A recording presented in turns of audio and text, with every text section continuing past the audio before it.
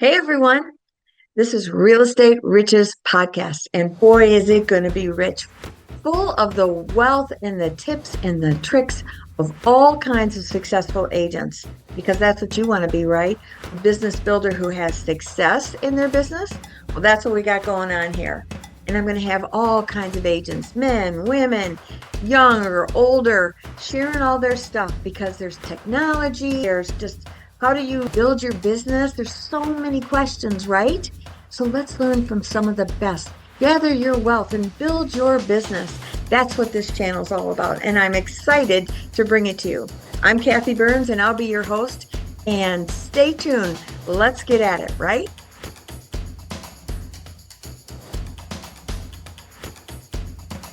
Okay, no problem. Okay.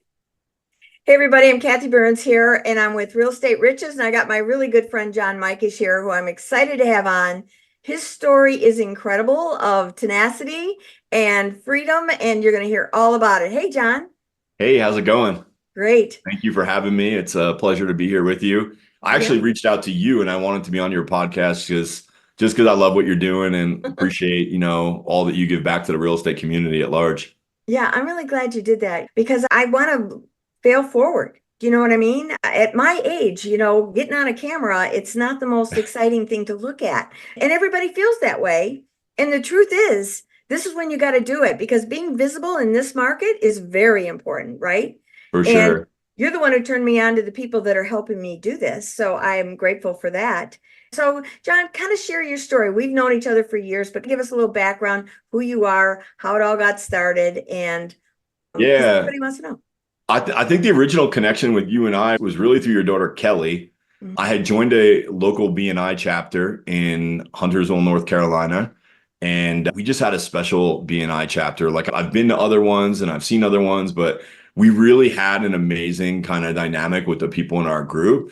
And Becomes because of family, don't you think? It's Oh, like family, yeah. definitely. We did so much cool stuff together. I remember Kelly was actually the one that introduced me to the iPhone, as crazy as that is. But my wife and I, to this day, remember seeing the iPhone the first time with Kelly. Wow. And so we were in this B&I chapter. Kelly became my preferred lender and Mhm. just helped me close so many deals. And I just so appreciated her. And she would always talk about her mom, you.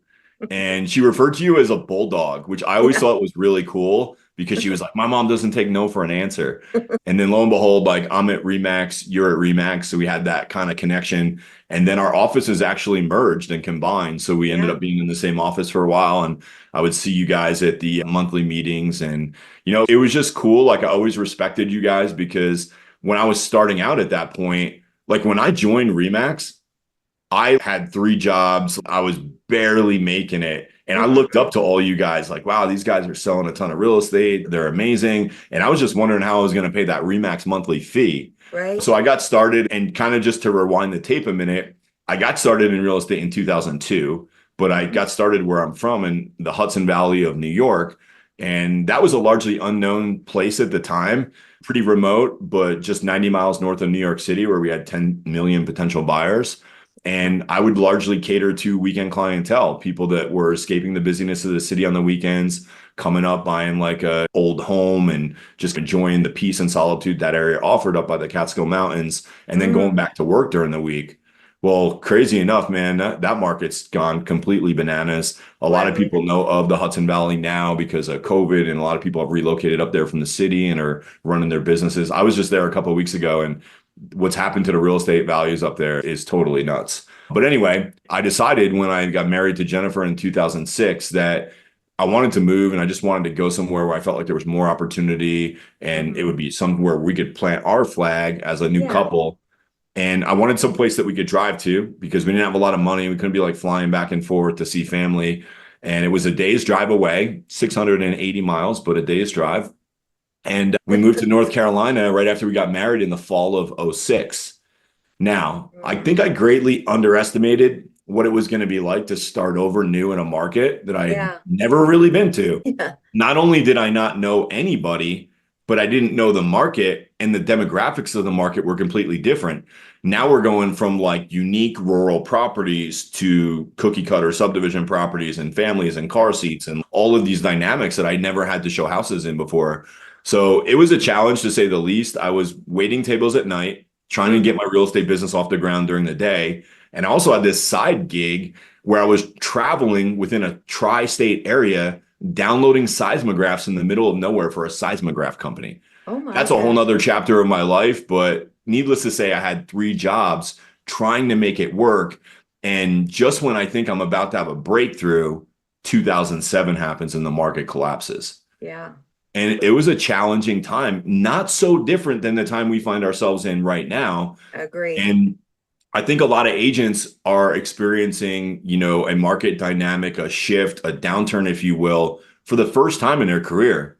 When I Mhm. get on the phone with an agent and I'm offering mentorship or coaching or advice, the first thing I ask is, how long have you been doing this? Right. Because if you haven't been doing this for more than 10 years, all you've known is an up market until this market. Yeah.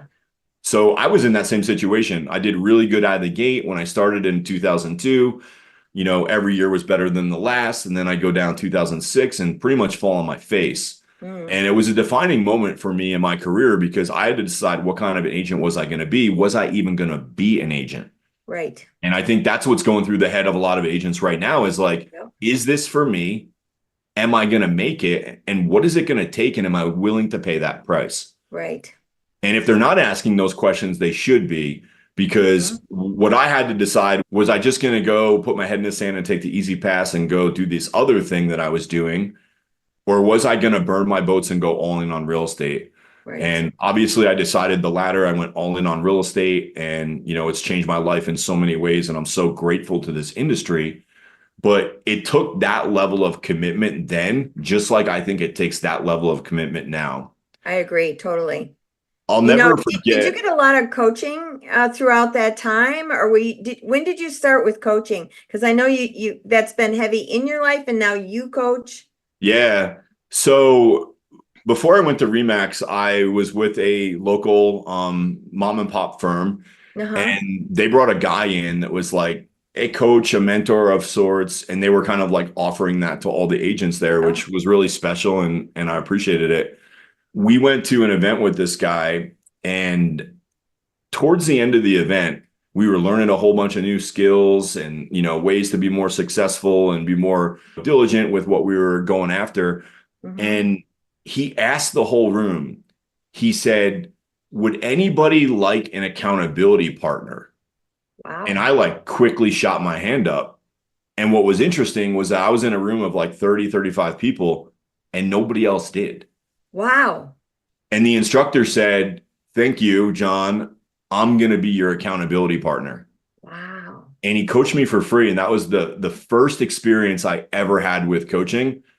And he set me on a course really that I think is what allowed me to stay in real estate and have a career that I had and change my life, which is one of the reasons I'm so passionate about coaching today. Mm-hmm. So fast forward a little bit, I go to Remax, I make that bold move, and I got into more formalized real estate coaching at that point. I thought so.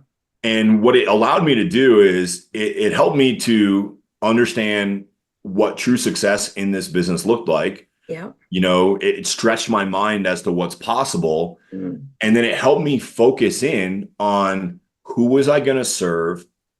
How was I going to serve them? What was my messaging going to be to them? And by doing that, I got amazing traction in my business. I'll bet.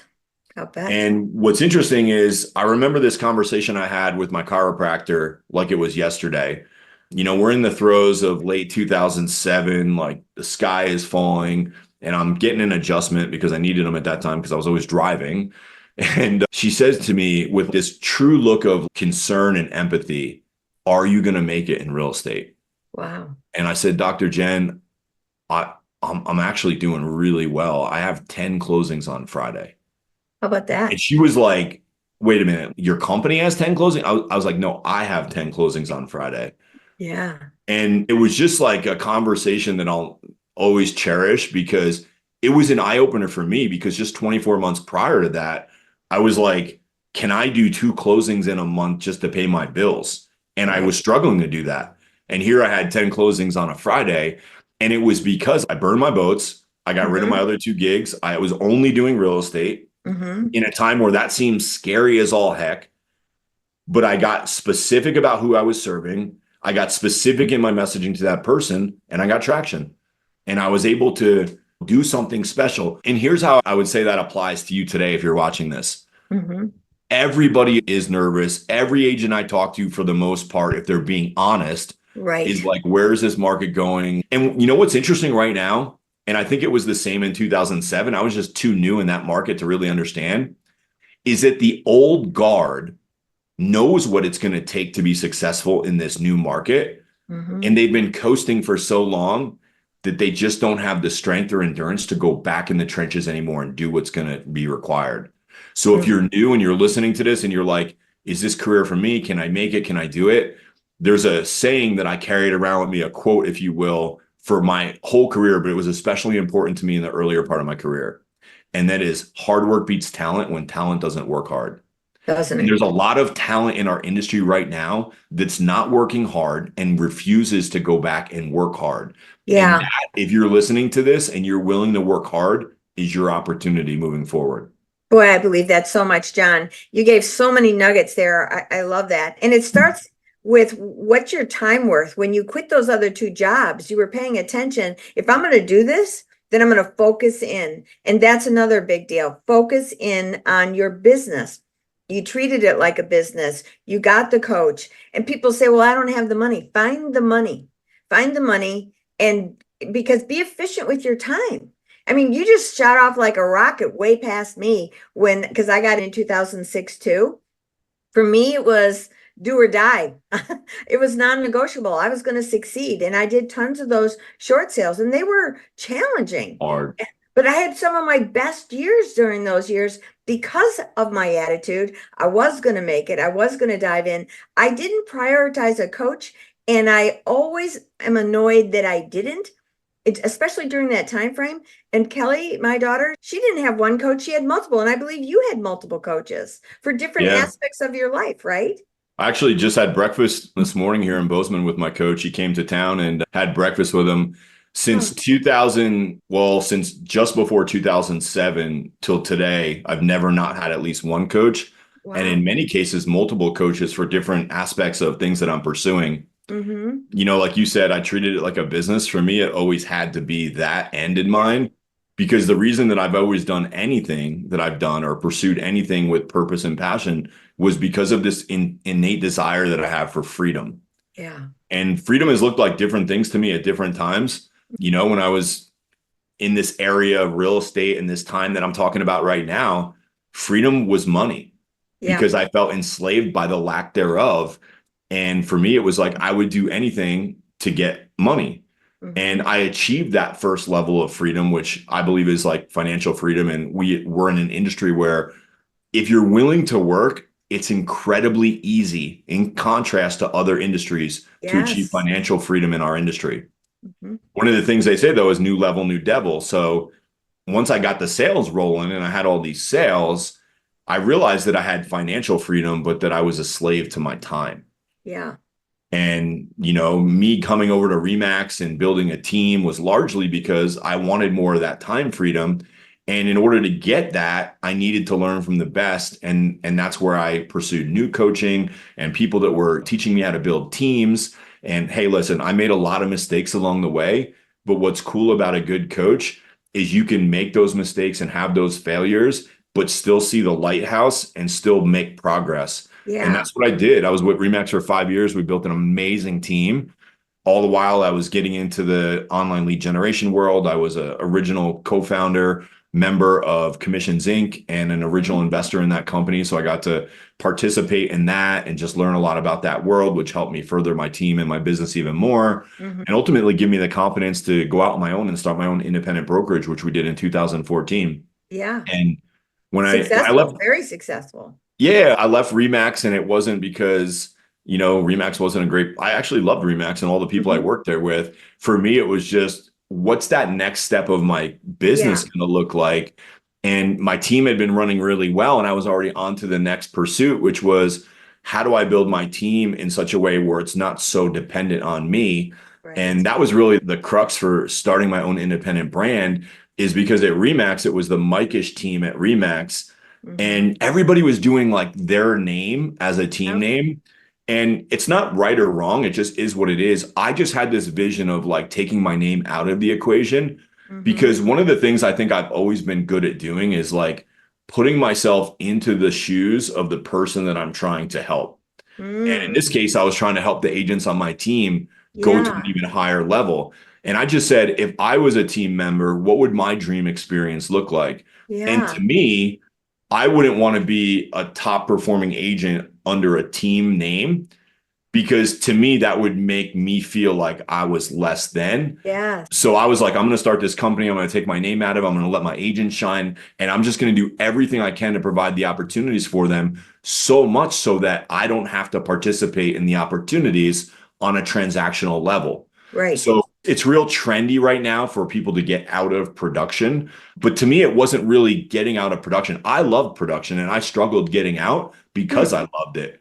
But for me, it was like, in order for me to make this the best opportunity for my agents, I can't be competing with them on any level. All of those opportunities have to go to them.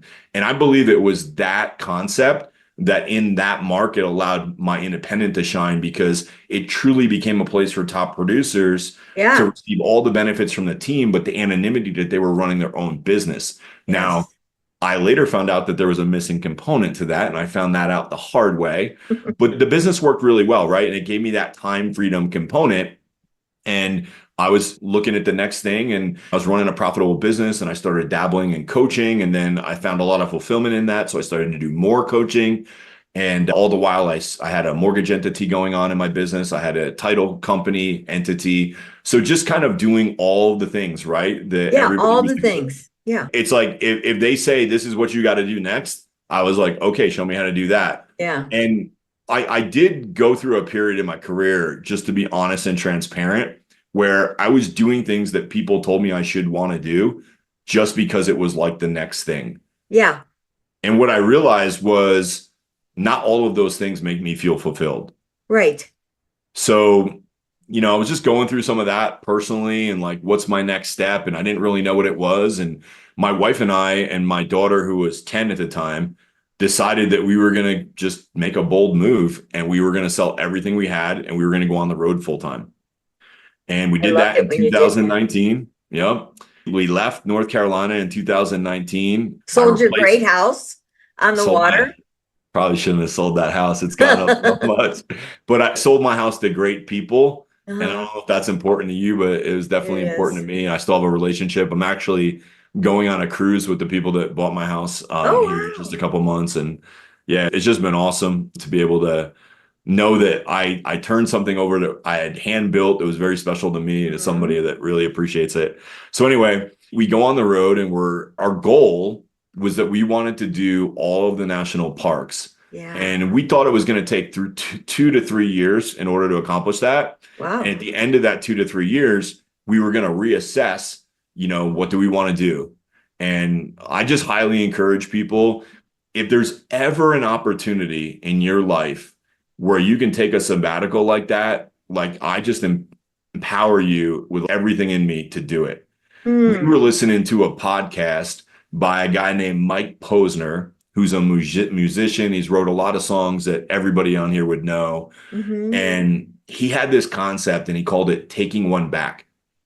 And we were listening to the podcast, and he was talking about how we work our whole lives, in a lot of cases, for other people. Yes, Yep. for ourselves, but a lot of times we're building somebody else's dream, only Hmm. to retire, but that day never comes, or it comes and we're not in the health or space that we can actually enjoy the time. Yes. And he calls it taking one back. So our idea was, we had worked our faces off to build what we had built, and it was working great. And we were going to take one back. Hmm. And we did. And, COVID happened when all that went down, and we couldn't travel anymore. We had done 27 of the national parks. Wow. So almost half of them. And we were trying to get to Alaska really when COVID happened, and we were stuck on the border in US, just south of the Canadian border in Washington. We waited 8 weeks, no sign of them opening up the borders. And we had to make a call, and our daughter was going to get ready to come on to another school year. We'd been homeschooling her, and we decided we're going to put her back in school, but where? We didn't want to go Yeah. back to North Carolina, and we just loved the mountains and the West, and we decided to move to Bozeman, Montana, and that's where we lived since. Now, an Yeah. interesting thing happened. I had a year and a half off So Yeah. like I was raring to go. Like Kathy, you know me, but like Yeah. anybody who knows me knows like I'm a doer. I get a lot of fulfillment from my work, and there's a slippery slope there. I got a lot of identity from it too. Yes. And Yes. that's an important thing to understand because Yeah. I was able to shake a lot of the identity that I am my work in that year and a half. And in doing so, I started to question things that were absolutes to me before. An Hmm. example of that would be before running an independent was an absolute to me. There was no better way. This was the best way. And it gave me as much freedom as possible, or so I thought. Mm-hmm. But when we have an identity in something, it's often a fancy way or a nicer way of saying we have a closed mind. Yep. And, Yes. EXP took off in the Charlotte market long, long before I even left to go onto my trip. Right. And I just always talked down about it, talked bad about it, was like, it's a thing, like it's not for me. Why on earth would I do that? Like my company's a saleable asset. And by the way, I had entertained offers, millions of dollars for my company before. Mm-hmm. And it never made sense for me to sell it because it was operating without my day-to-day interaction and what I could sell it for. And then what I'd get after taxes didn't make sense. I could just keep running it and it would keep generating cash for me. Yeah. So the idea of it being a sellable asset was really, yes, it was, but was it really? I don't know. Not many people I know actually successfully sold their real estate company. And even those Right. that did sold it for far less than they originally thought it was worth. So Right. I digress, but I'm telling you the backstory to help you understand, like, I'm now in Bozeman, Montana, living, permanent residence. I'm not going back to North Carolina, which is where my real estate company is. And Yeah. I started to question everything. And I Yeah. started to say, like, is it smart for me to operate this real estate company where all the liability, all the transactional liability and financial liability falls Mm. on my shoulders if I'm all the way across the country? Yeah. And the answer to that didn't seem like it was yes. It seemed like probably not. Now I'm back to the table. Do I sell it? Or is there another way to take advantage of what I've built? And Mm-hmm. a mutual friend of ours, AJ, he had been in EXP. And I always said, like, everybody would call me about EXP. And I always said, if I was going to do EXP, I would call AJ because AJ never made me feel stupid for saying no to it. And Right. I said no to it all the time. And he was That's like, a key. yeah, he was like, that's cool, man. He was like, if you ever change your mind, give me a holler. Mm-hmm. Now, we were friends outside of those conversations. My Mm-hmm. wife was friends with his wife. And I just knew, like, hey, AJ never followed the path I followed. He never Mm-hmm. built a super big team. He never built his own company. He never did all these ancillary services. And yet here he is making more money than I had ever made doing all those things. And I was very successful. I mean, we were netting seven figures a year for Yeah. years Yeah. running that entity. So I remember because of the friend side of that relationship, we relocated to Bozeman, but we had like 45 days until we could get into our house. And we said, all right, let's drive back to New York, see family, because we're going to go into a new season of life and we're going to be busy for a while. Yeah. And so we go across the country, and Jen says, we got to stop and see AJ and Abby. They're stateside because they were living in Puerto Rico at the time. They're Yep. stateside because they're about to have their first baby. I said, cool, let's do it. AJ and I take a walk around the park in Rochester, Michigan. And I said, hey, man, I said, let me ask you something. You're doing really well. I'm so happy for you. Do you think it's going to last? Like, explain to me how this model that you're in is sustainable. And he shared some things with me that all logically made sense. And I was like, okay. And then I asked him another question. Now we're getting into the things that are really like on my heart. I said, are you guys ever going to change that awful logo? And that was a big deal for me. I was very It was aesthetically ugly. driven. Like the way I got into real estate was I wanted to be an architect. And then I did an internship with an architect and I realized I didn't like sitting in a cubicle copying and pasting all day. But I'm very aesthetically design driven, which I Mm-hmm. think has helped me So like with funny. real estate clients. But I was like, that logo is like like that thing's like, I It's can't get ugly. past that. And he said, John, believe it or not, we're actually redesigning the logo right now and they're asking for our input. And I was like, oh, that's pretty cool. So I put that conversation to bed. I was, like I told you earlier, I had a mortgage entity going and I was like, man, you Right. got this big organization. You should look at a mortgage. And we agreed to set a Zoom call. So when I arrived in New York, we'd talk about mortgage. Well, when I got to New York and I got on that Zoom to talk to him about mortgage and how I set it all up, he hijacked the conversation and said, "Hey, man, I've got to talk to you about EXP." And I was like, again, the identity piece of what I had built was smaller than it had ever been. The space and time of being on vacation for a year and a half, living across the country from my business, all of this created a perfect opportunity where my door was cracked ever so much. Mm-hmm.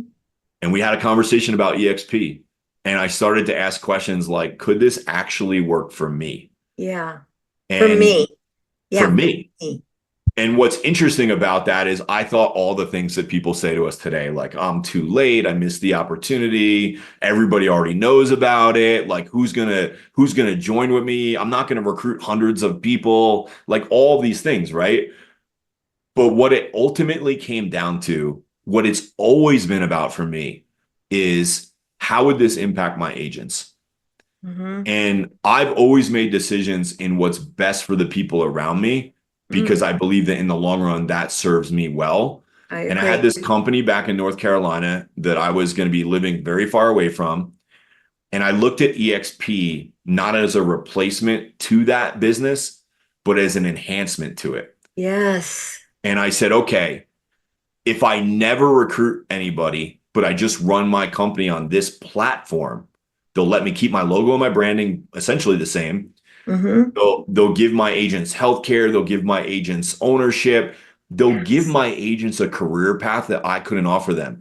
Case in point, I had my top producers leave me year after year after year, many of which left and went to EXP before I was with EXP. Mm-hmm. But nonetheless, they left me not because they wanted to leave me, because there was nowhere else for them to ascend to. Yeah. They wanted to open up more offices with me. I was like, why would I do that? I love you, but in order for me to do that, you're asking me to put in the same time, effort, maybe even more, because now I got to do it with you instead of doing it on my own for Mm-hmm. 50% of the profit. If I wanted to do that, I would just open another one myself. Yeah. So that never really worked for me. And because it didn't work for me, it didn't work for them. And they would just leave. And Yeah. I was letting just amazing talent slip through my fingers because I didn't have a next step for them.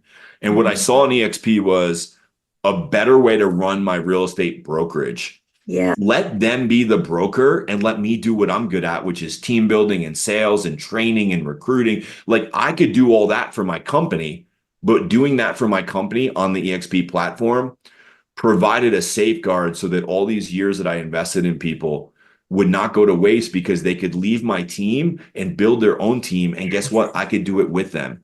Yes. And when I understood that, it just clicked. And I said, it's not about all the things I thought it was about with EXP. What it is about is a better way of doing business for me and for the people I work with. And Yeah. when I saw that vision, I was all in. Yeah. Now, mind you, I was a negative talker of EXP. Like I would publicly get on Heavy. stage and talk bad about it and was like, it's stupid for these reasons because I didn't understand it because I was closed-minded because my identity and ego was established and rooted in what Yep. I here I did a complete 180 and I said, there's got to be other people like me that are missing the boat on this. Yep. And I thought about all the people that I was close to that made fun of EXP like I did, that thought it was one thing when we didn't understand it. And I said, if I had this much of a unbelief about what it was or a misconception about what it was, these people might too. And I Yes. called them and I said, and they said, no, I'm not like, I said, no, but listen, I'm not either, but hear me out on why I see it now differently. And they did. And a lot of them came over and a lot of them, like it's hundreds, like Kathy I just had my 4-year anniversary with EXP. Yep. September 8th was my 4-year anniversary. And it's like, mid-September right now. In 4 years, I've recruited like 50 people to EXP. But because of the model and because I was able to show it to people who helped show it to people who helped show it to people, I now have close to 2,400 people in my organization that I get paid on every time they sell a house. Yeah. Oh, And it unlocked it was like a new combination lock to freedom that I didn't know existed, because Yes. I was very free. I told you I traveled for a year and a half while my business sold hundreds and hundreds and hundreds of homes, like very free. I was as free as I thought I could get in real estate until I Mm-hmm. discovered something more. And what has given me is just a 10x on my freedom that I already had. And mind you, I was more free than most people will ever get in this business. Yes. But EXP gave me a level of freedom that is uncomparable to anything else I was building before. And it gave me a passive income piece that comes in that's just mind bending. But to give you a clearer picture of what that freedom looks like, I got to share a story about what I've been up to for the last few months, Okay. because we decided to go to New York to celebrate my father-in-law's 70th birthday in July. Mm-hmm. So we left here on the 17th of July, and we had this big surprise party for him, and it was amazing. Mm. When we came back from New York, we landed in Bozeman. We picked up our dog and we got in our car. Within a 2 hour period, we were back on the road, and we were headed up to British Columbia to go see AJ and Abby. We wanted to just explore that region in the summer. We've been up there to Whistler in the winter. It's amazing. If you're a skier or a snowboarder, I definitely recommend you check it out. But we wanted to experience it in the summer too. Mm-hmm. We did, and it was amazing. And when we came back from that trip, I came home and instantly received family, my cousin, my uncle who was celebrating his 80th birthday, and their friend Jose. And I received them at the airport, again, same day. And we went up to Glacier National Park and we did 10 Ooh. days up there. And then we went to Yellowstone National Park. My uncle, who's 80 years old, described it as the trip of his lifetime. I mean, it Mm. was unbelievable. And then as soon as I got home from that, the Shimpaws, who you know, were here in their RV, and they've been traveling full time for 8 years, and they were here. So we received them, and we had this whole itinerary that was going to last a week where we were going to go around and show them things and do things with them. Well, unfortunately, 3 days into that time with the Shimpaws, we got a call. My father-in-law, who had just celebrated his 70th birthday party, was in the ER and just had a cardiac arrest and was on Mm. life support. Mm. So we canceled our plans, got on the next flight. We found out at 9:30 in the morning we were on a 10:45 flight. It Wow. was like a whirlwind. And we flew to New York on a one-way. When we got to New York, we posted up in an Airbnb, we rented a car, and we were there for 2 weeks before I came home with my daughter, because she was already past her first day of school. We had to get back to school. So all of those trips happened consecutively. I didn't bring my laptop, Kathy. I Oh, didn't have a single call. But wow. all the while, my business grew. I had more Mm-hmm. people in my business when I got home than I got before. I got direct deposited revenue share like clockwork, like it always happens. I didn't have Mm-hmm. any employees to worry about. All of my 2,400 agents were supported by EXP, their brokerage, and all the other mentoring or training that happens as a group in there. And Yes. I didn't miss a beat. And I think back to quote unquote, like how successful I was before EXP and how free I was and what I had built. There's no way that what I built without any interaction from me could have sustained that level of time.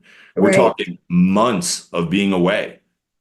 And that's what EXP has given me. And I'm just so, so grateful for it. Yes. And, you know, and it's like I'm always trying to have that breakthrough with somebody, which I know you are too. And that's why I love you and I'm like aligned with you conceptually and how you think is like we're just trying to bring massive value to an Yes. industry that's hurting, to people that need it.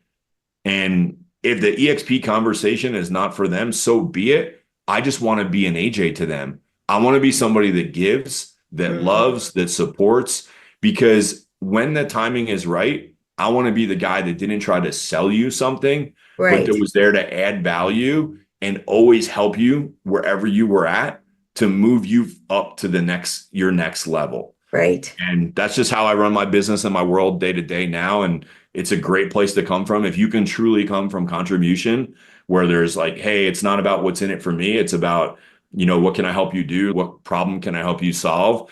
That's just a very fulfilling place to operate out of. So you are an exception. AJ's an exception, right? And Yeah. your whole story is exceptional. And so a lot of people would be watching this and saying, man, that's not my path. I'm not that strong.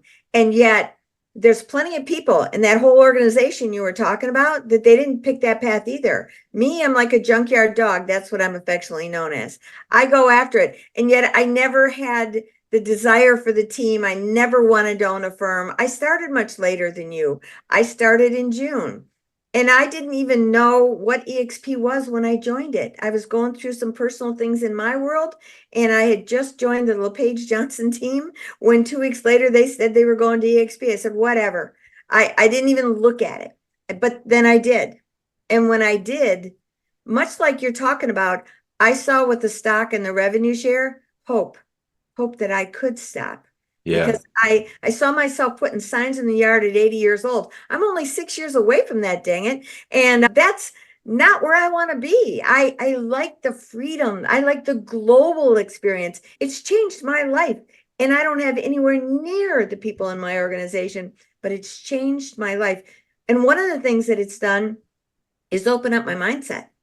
I mean, For sure. I think global now. I think outgoing referrals. I think outgoing global referrals. I'm teaching a mastermind on it next week to a bunch of agents. I don't care what firm you're with. I'm going to teach you how. And the collaboration that happens here, regardless of your companies, like we just finished Build last week. There were over 400 agents there.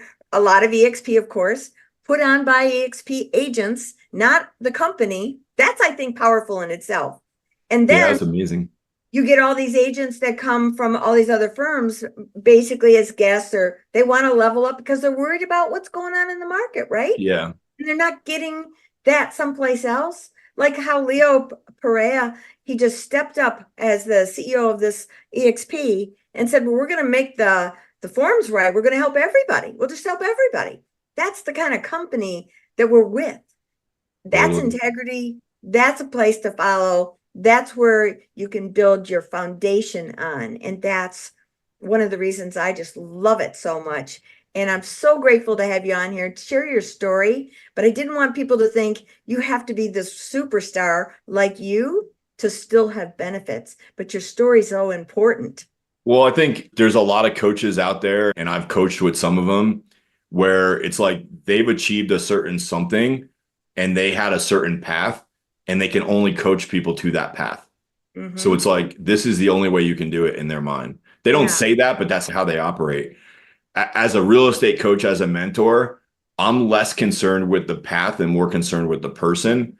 And it's like, what is it that you want? Because my dreams and goals are different than yours and every other person out there. But my experience and what I've been able to do in this gives me some insights and perspectives that I know can be helpful to others. So if I can just understand the person that I'm talking to, Yeah. I can help them connect their own journey, their own path that's going to help them avoid mistakes, avoid the potholes, but still get to where they want to go. So I think a good coach is a good listener. And that's what I try to bring to the table when I'm working with an agent or coaching and mentoring them. And it's like, yeah, your path is different than mine, but look what you've been able to achieve. And kudos to you on doing it. I don't know if I want to say your age. I don't mean it insulting. I actually feel very inspired by you and what you're doing at your age. Thank And you. I think it's what keeps you young and vibrant. And like, my goal is never to not work. And that's a goal for some people, and that's okay. But Right. for me personally, when I'm idle and I'm just seeking comfort, I find myself being the most unfulfilled that I'll ever be. Me When too. I'm on purpose and I'm making progress and I'm helping others do the same, like I just want to work within the realm of what it looks like for me to have a perfect day and a perfect week and be able to do that forever Right. and just add value until I'm not here anymore. Yeah, me too. Well, John, this has been awesome. I really love having you on here. And I'm excited that you shared your story, shared that block that so many people have because they've just been polluted Yeah. on what it really is. And if they just would look, just really dive in for you, just like you did. How would It may not be for you, but you won't know if you don't look at it. That's right. Yeah. So thanks again, John. I really appreciate it. You're So stay welcome. tuned, everybody, because there's more like him. Oh, well, I shouldn't say that. There are not very many like John, but stay tuned anyway. Thanks, guys. Appreciate it.